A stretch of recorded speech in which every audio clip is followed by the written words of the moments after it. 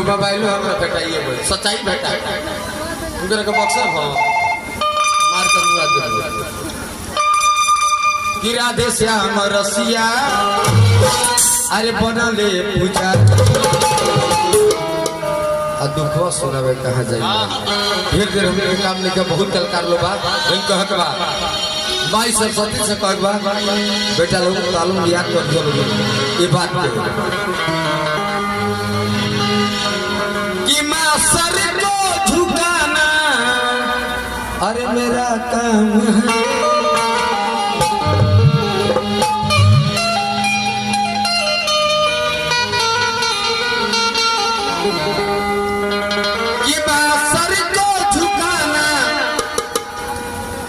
अरे मेरा काम है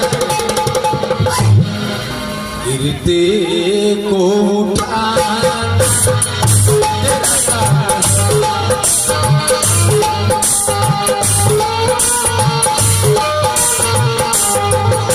सर को झुकाना मेरा काम है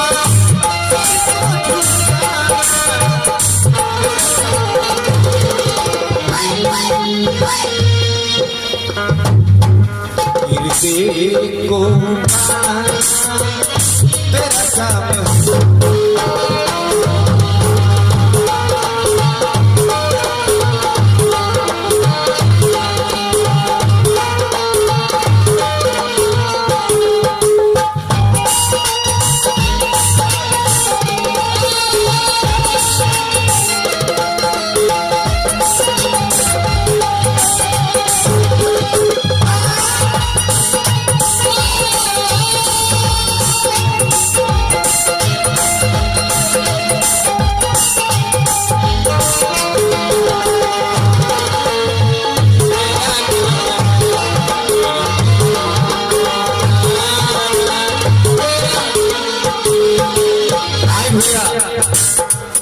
इन तो हिंदी में बोल रही हूँ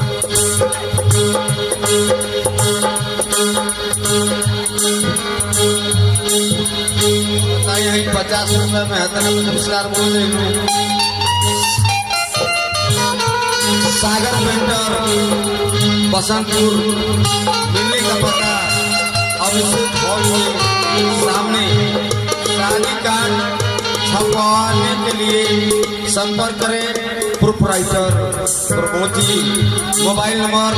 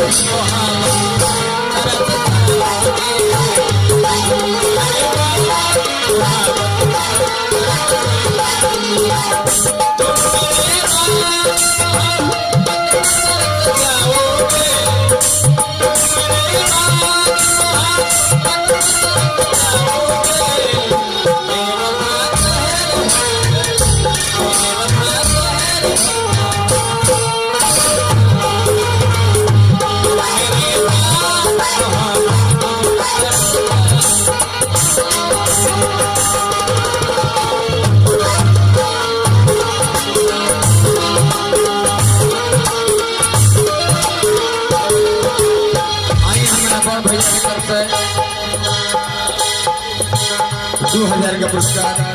हमरा नमस्कार रही इस समय केहू करेगा छोड़े बा बेकार बा ये फरमाइश रही लेकिन अब भक्ति लाइन खत्म होता देखिए भाव में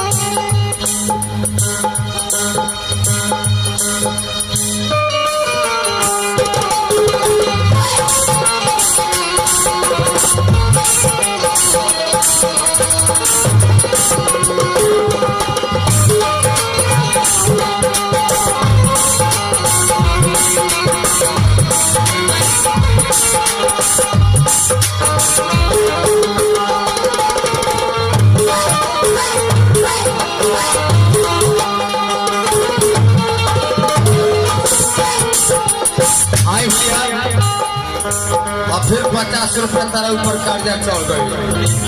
सागर पेंटर बसंतपुर मिलने के पता अभिषेक हॉल के सामने शादी कार्ड के लिए संपर्क करें प्रोपराइटर प्रमोद जी, नंबर 9973594135। दूसरा नंबर 9973594135। बहुत बहुत धन्यवाद। हमारा तो नमस्कार।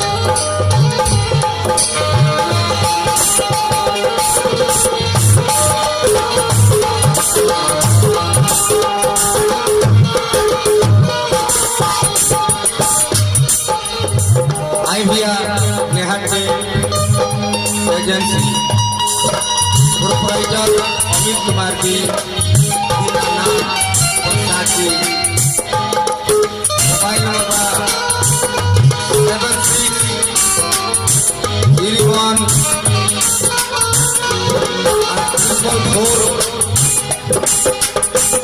76314439। दूसरा नंबर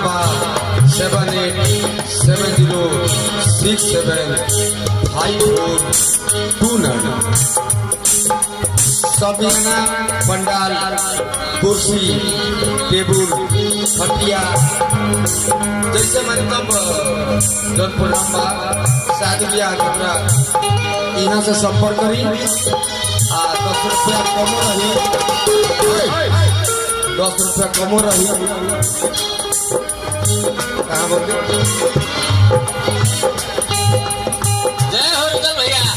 देखिए भाई कितना प्रचार होता मोहम्मद होलसेल के यहाँ का विक्रेता बानी। 50 रुपये में ही कहानी होता, 100 रुपये में ही कहानी होता। लेकिन सरकार एगो बात समझे कि वाले की यहाँ पैसा ना रही तो वो यहाँ का सेवा करे। लोग सेवा के मौका जरूर दे। नेहा के एजेंसी मोहम्मद।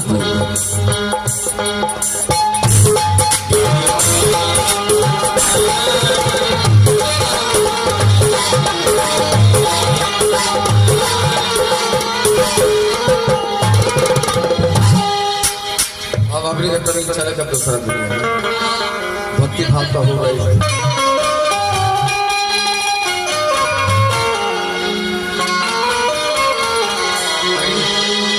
कहाँ बालू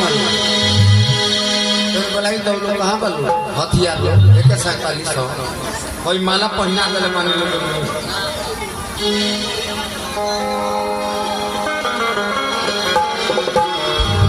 हेलो, आज जितने भी लेडीज कलाकार हैं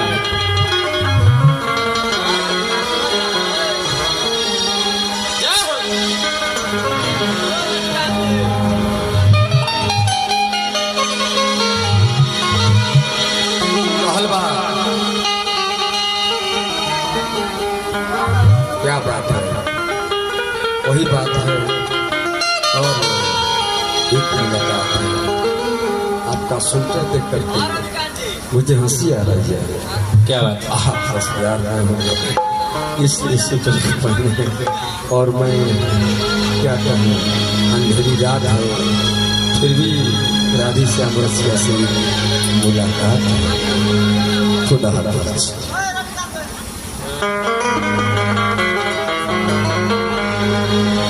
कि तेरे नाम का दीवाना 147 रुपये में होता नहीं हो 48 रे पगला 147 में होता है तो 48 कहता रहा तो हम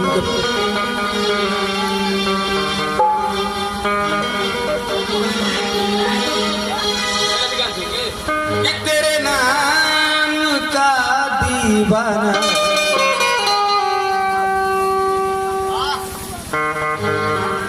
फास्ट चल कि तेरे नाम का दीवाना तेरे घर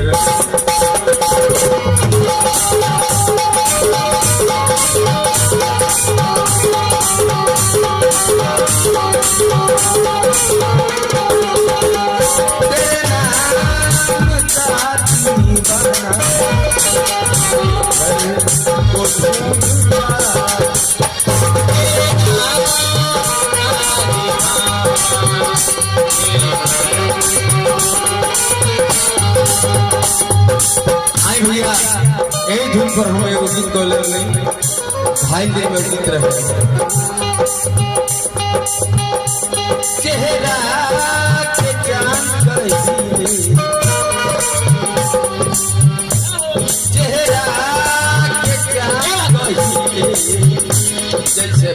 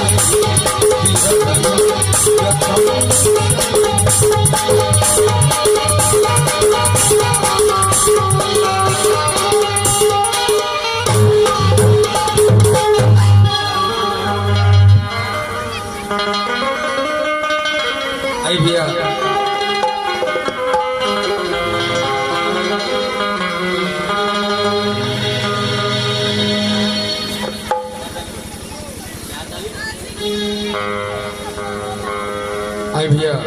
का नाम हो रहा पैसा दिया आई भैया चंदन कुमार जी की तरफ से बहुत बहुत पुरस्कार। हम तो मजाक कर दिए, बाद में लोग पैसों हमारा सामान लगा लो कि हम इतना दिल एक मुलाकात और सची हमारी बात। मगर चंदन कुमार जी इस चीज को जरूर सुनिएगा, आपका जो फरमाइश है मुझे खुश हो गया दिल। शायद आप जैसे श्रोता इस गीत को लाइक किया और पुरस्कार भी दिया और फरमाइश भी किया। एक घना राधे श्याम रसिया जी की आवाज में है, मैं उसको गीत को प्ले कर रहा हूँ।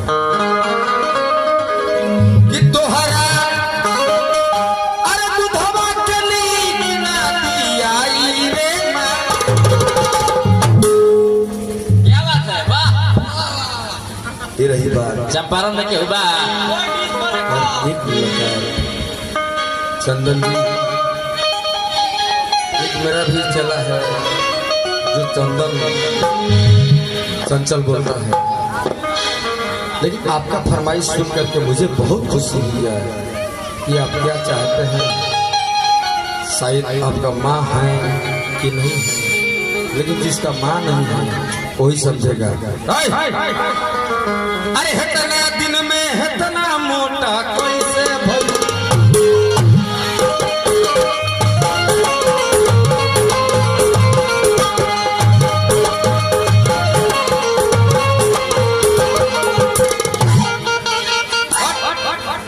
जवान से रहो फरमाइश था हमारे चंदन जी के कि तोहरा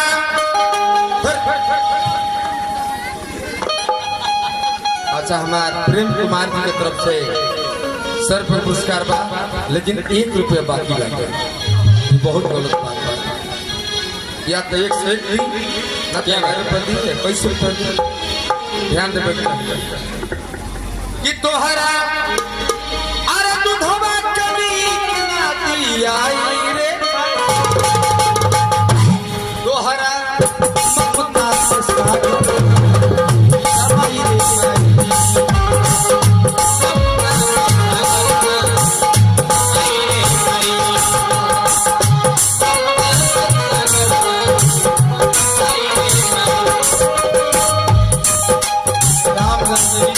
अक्षय कुमार जी 1 रुपया तक बोले सर पर पुरस्कार बा, हम तो नमस्कार बा।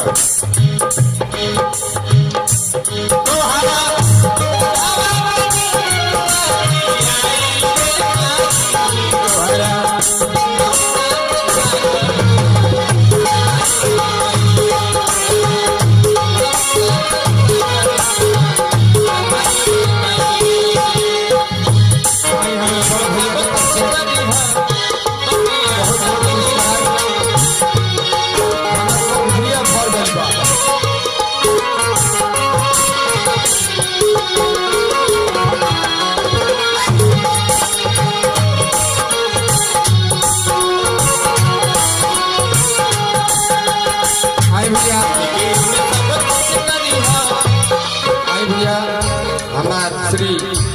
चंदन जी के माता जी के तरफ से 100 पुरस्कार बा, वो माई के चरण छू के हे राधे श्याम रसिया की तरफ से नमस्कार बा। लेकिन 1 रुपया माई तारे का कर्जा छोड़ देता है, जहाँ भी हो हमारे 1 रुपया जरूर दे दिया। 1 रुपया खतरा हमारे लाख जरूर बचाइए।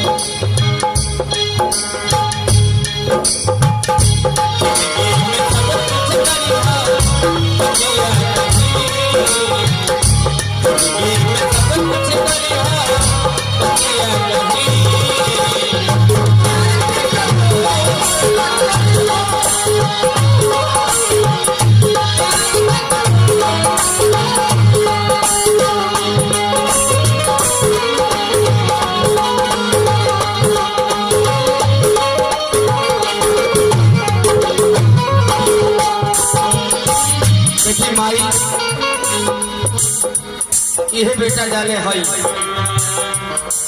चाहे हो पड़े फोटो खींचे तले ई जाले लेकिन बेटा बेटा हो बाबू ओए बेटा ये बेटा जाले क्या बात है? मारो कहाँ बारे मुहे माई कहेगी अरे हमारे बाबू अरे हमारे शुगवा ले शुगवा भले 10,000 का साड़ी पहले हुई लेकिन माई का मानेगी आज अब का बियाह हो जाला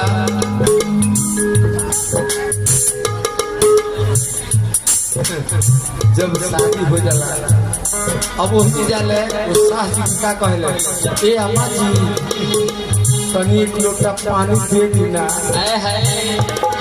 देखिए हे बाबू अल्लाह ये अम्मा जी एक लोटा पानी दे दी लोटा में लोटा बाहरे बाबू माई के प्यार का होला तारा खतर का कहले बड़ी छात्र को लिखे बड़ो खायरा आजा भाई माई तारा से काम होले बड़ी चांद से मांगलू चमक जो लिया सूरज से मांगे वरदान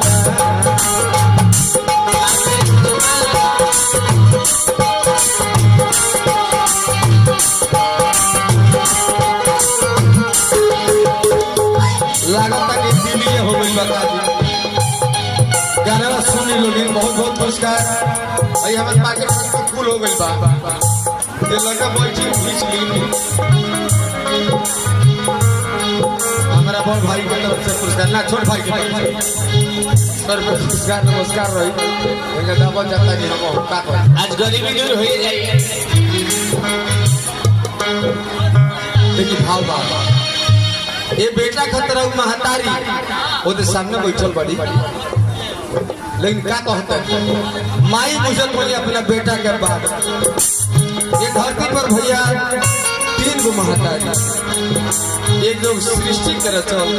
ओकर महतारी एगो धरती पर बैठल बड़ी दू महतारी एगो हमरा चौपट चलमान राधे श्याम महतारी गरीबा लोग का धरती पर आवे का मौका मिल गई उनका आशीर्वाद मिल गई कोनो हाला नहीं हुई कितना शांति से देखो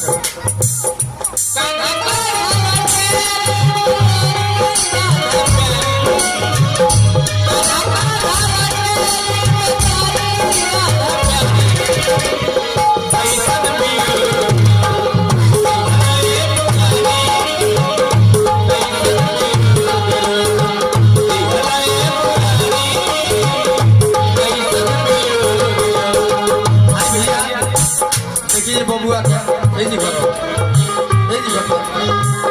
क्या नाम है सुमित कुमार अच्छा सुमित जी देखिए कितना बढ़िया है का पढ़ाई कर रहे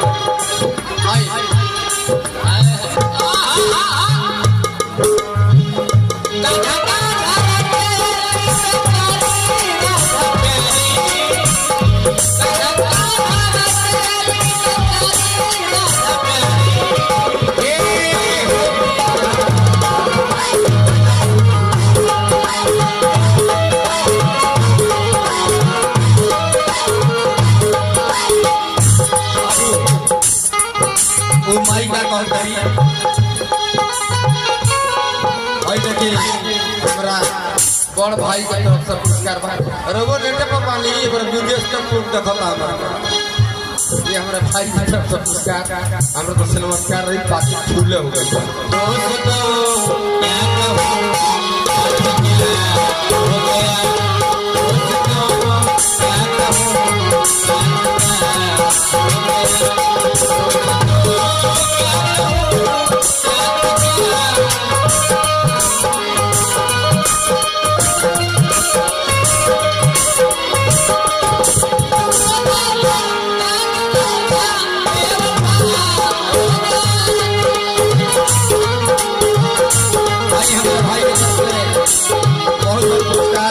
नमस्कार रही और पैसा निकाल के बहरी कर कल में हम 20 लेके पहुंचे कहे के बाद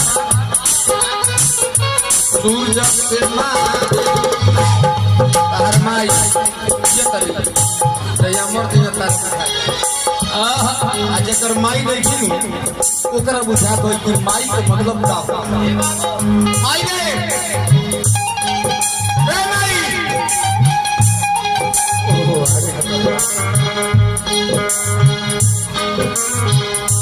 सूरज से मारे जब तक अजोरिया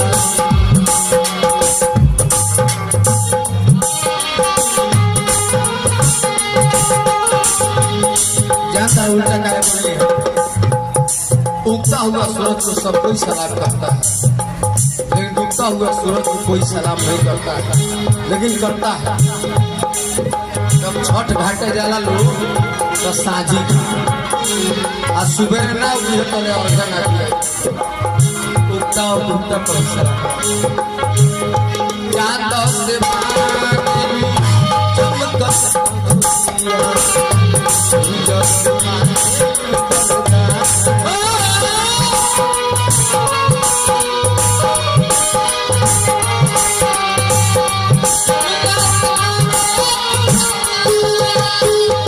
मोरे बाबुआ के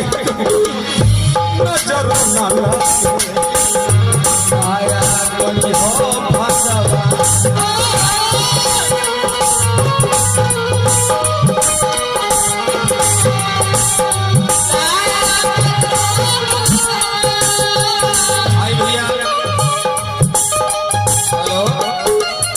सागर पेंटर जिसके बेले का पता यादव मोड़ बसंतपुर गाड़ी नंबर सपावना तो प्रमोद जी से संपर्क करें और नंबर है इनका 9973594135 ये भाई के प्रणाम बा सागर पेंटर सागर पेंटर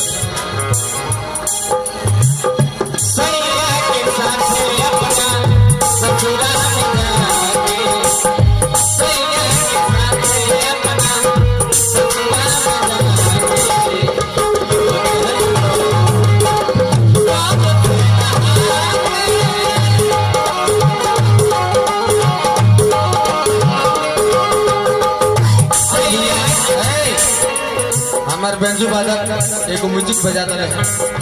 ये कैसेट हमारे आज मन रात तक रिलीज हो जाए कह देता नहीं क्या बात है ए भाई ओए माई के देखा दो माई आई सुनना पाको तबा माई आई पाको तबा सारे का बताओ तो नहीं भी आगे बढ़ आई आई सुनना पाको तबा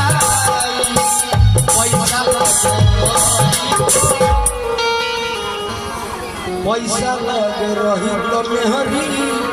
अरे राजा जी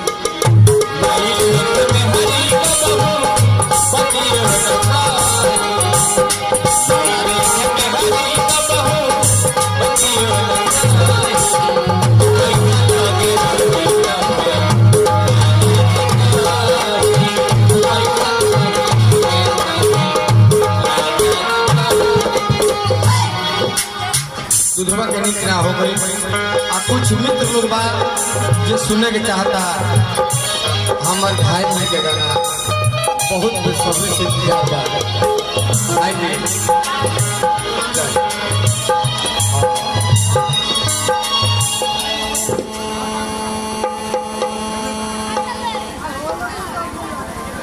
कौन कौन फरमाइश करी है